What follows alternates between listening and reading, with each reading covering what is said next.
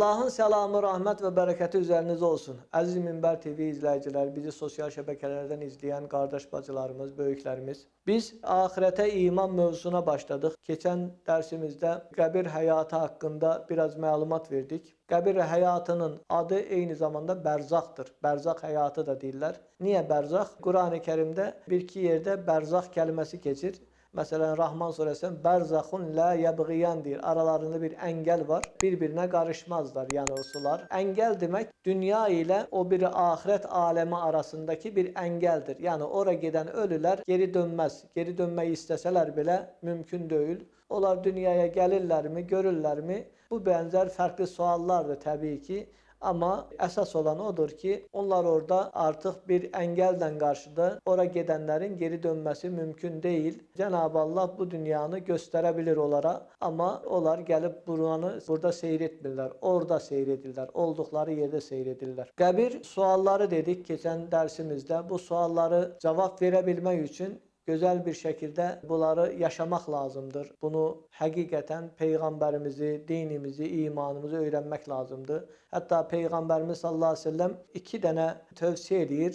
Ezan okuyandan sonra Raditu billahi rabben ve bil islami dinen ve bi Muhammedin nebiyyen ve rasula sallallahu aleyhi ve sellem. Yani din olarak İslam'dan, Rabb olarak Allah'tan, din olarak İslam'dan ve peygamber olarak da Muhammed sallallahu aleyhi ve sellem'den razı oldum demelidir. Bir insan yatmadan önce Rabbi qini adabeke yevme teb'ate ibadek. Rabbim kullarını dirilteceğin günde beni azabından koru diye dua etmelidir. Yani ahirete inanırım ya Rabbi, ölmekten sonra dirilmeye inanırım. Kabirdeki bir uzun müddet geçecek. Kabirde ne kadar kalacağımız belli değil ama Peygamberimiz sallallahu aleyhi ve sellem deyir ki benim ümmetime bu hususiyetler verildi. Onlar en son geldiler ve en birinci kalkacaklar kabirlerinden. Yani kabirde çok gözlemeyecekler. Onlara çok uzun ömür verilmedi ki çok günah işleyip yani kalmasınlar. Onlara hastalıklar verdi ki günahlarına kefaret olsun diye. Bu hususiyetler ümmetin özelliklerinden, hususiyetindendir.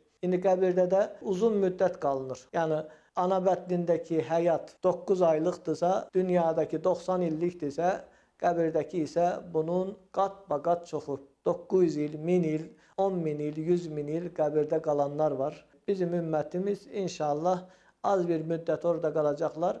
Ama kabirde ya cennet bahçelerden bir bahçe ya da cehennem çukurlarından bir çukur olduğuna göre mümin için o kabir birinci hoş geldin diye biraz sıkar, sonra da genişliyor. 70 arşına kadar genişliyor, büyüyer o kabir.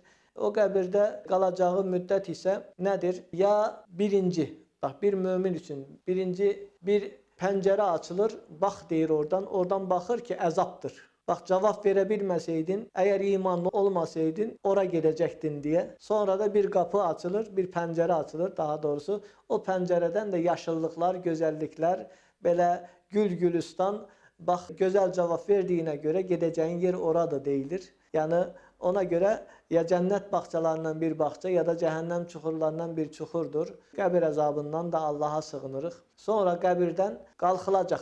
Kabirden kalkılacak. Bu sur üfürür İsrafil aleyhisselam. İlk sur üfürende kıyamet kopur. İkinci sur üfürüldüğü zaman ise kabirdekiler kalkıp Allah'ın huzuruna geçirler. Yani ve nufiha fis-suri fe idahum minel ecdati ila rabbihim yansilun dir. Yani sura üfürülmüştür. O zaman da görürsen ki kabirlerinden kalkıp Allah'a doğru yönelipler, gedirler. Yani süratle gitmektedirler. Herkes Allah'ın huzuruna yani mahşer dilen o yeniden toplanma yerine gidecekler. Yani haşır dirilmek, mahşer de o toplanmak, o toplantı yeri. Allah'ın huzurunda hesap verecekler. Cenab-ı Allah da o hesabı kimler için çok kısa, kimlər üçünsə çox uzun eləyəcək. O mahşər gününün uzunluğu rivayətlərə görə 50.000 illik bir dünya günü qədərdir. 50.000 illik. Yəni səhər açılır, deyək, axşam olmur. 50.000 il. Ayaq üstə duranlar var. Günahlarına görə topuğuna qədər tər içində olanlar var. Günahlarına görə dizinə qədər tər içində olanlar var. Qurşağına qədər tər içində, hətta boynuna qədər tər içində, hətta o tərin içində boğulanlar belə var deyir. Günəş çox yaxınlaşdırılacaq. O mahşər günündə Allahın kölgələndirdiyi, kölgələnəcək insanlar olacaq. 7 qrup deyir Peyğəmbərimiz sallallahu əleyhi və səlləm. Bunların içərisində ədalətli dövlət rəisləri var. Yəni ədalətli idarəçilər.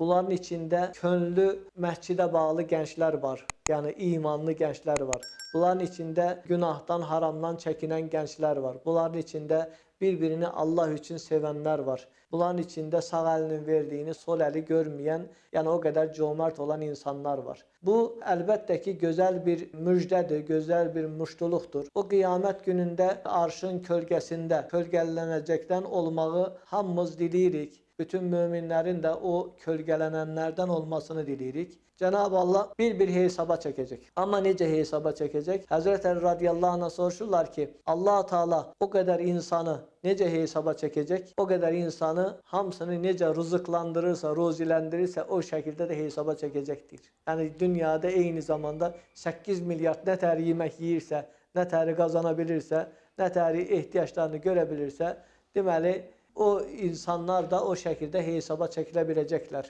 Cenab-ı Allah hər şeyə gücü çatandır. Hər kəsi toplayacaq 120 saf. Bu bütün ümmətlər. 80 saf digər ümmətlərdən, 40 saf isə bizim ümmətdən. Yəni ən çox bizim ümmətdən olacaq. Bu bizim ümmətin sayları bütün ümmətlərdən üstün olacaq. Sonra Musa Aleyhisselamın ümməti olacaq ikinci yerdə. Bunlar toplanacaqlar. Allahın huzurunda hesab verəcəklər.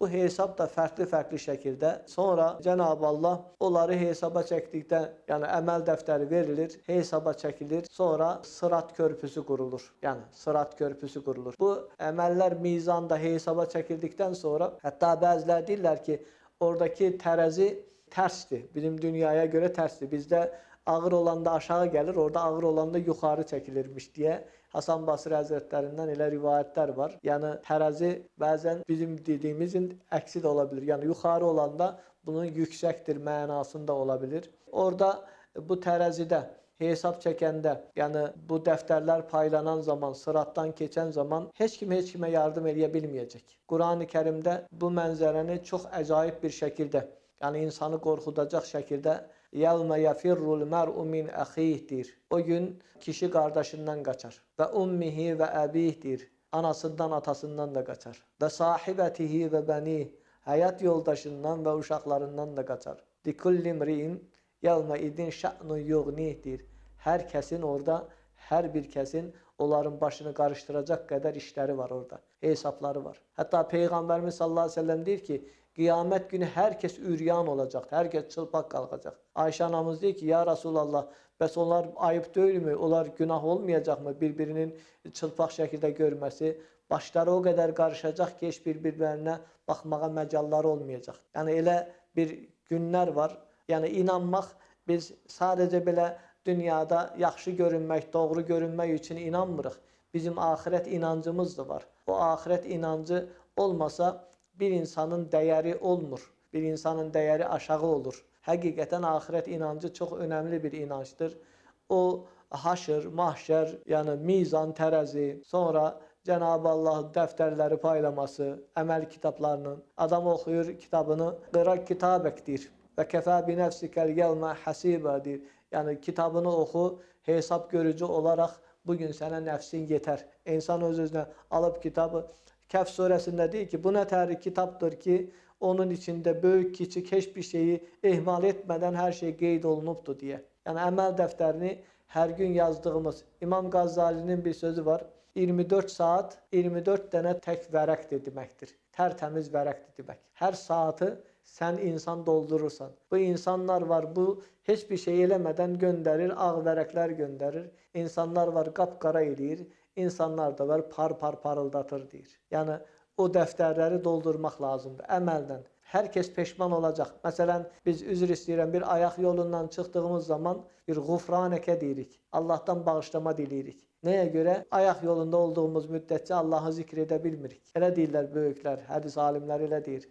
O, orada edə bilmədiyin üçün çıxandağufranəkə deyirik, Allahdan bağışlama diləyirik. Ona görə Allahı çox zikr etmək, Allaha çoxlu ibadət etmək. Bütün bunlar hamısı bizim qazancımızdır. Gözəl bir səmimi mömin olmaq, əxlaqlı olmaq, kimlənsə dartışmaq, mübahisə etmək, kim isə belə münaqişədə, mübahisədə məğlub etmək, kim isə daha çoxlu alim olduğunu, bilgili olduğunu göstərmək və yaxud zəngin olduğunu, gözəl paltarın olduğunu göstərmək, bunlar hamısı bomboş şeylərdir. Həqiqətən dünya həyatı nədir? Əbu Hureyrəni çağırır, Peyğəmbərimiz sallallahu aleyhi ve sellem, ya Əbu Hureyrə deyir, gəl dünyanı sənə göstərim deyir. Bir vadinin arasında ətləri çürümüş, sürsümüyü qalmış atları, dəvələri göstərir. Cır-cındır olmuş pal-paltarı göstərir. İnsanların leşləri bir yanı, başları bir tərəfə onları göstərir. Bax, dünya budur deyir. Dünyanın sonu budur. Ən gözəl paltarlar belə, yəni kəfənin yanında heç bir şey olacaq. Cənnət paltarların yanında dünyanın paltarının heç bir dəyəri yoxdur. Oradakı paltarlar yumağa, yuyulmağa, təzədən belə ütülənməyə zədə ehtiyacı yoxdur. Allah Teala elə gözəlliklər yaradıbdır. Onun üçün yarışanlar bunun üçün yarışsınlar. İnşallah gələn dərslərimizdə bu axirət məsələlərini danışmağa, bunun haqqında müzakirə etməyə davam edəcəyik. Allahın səlamı, rəhmət və bərəkəti üzərinizə olsun.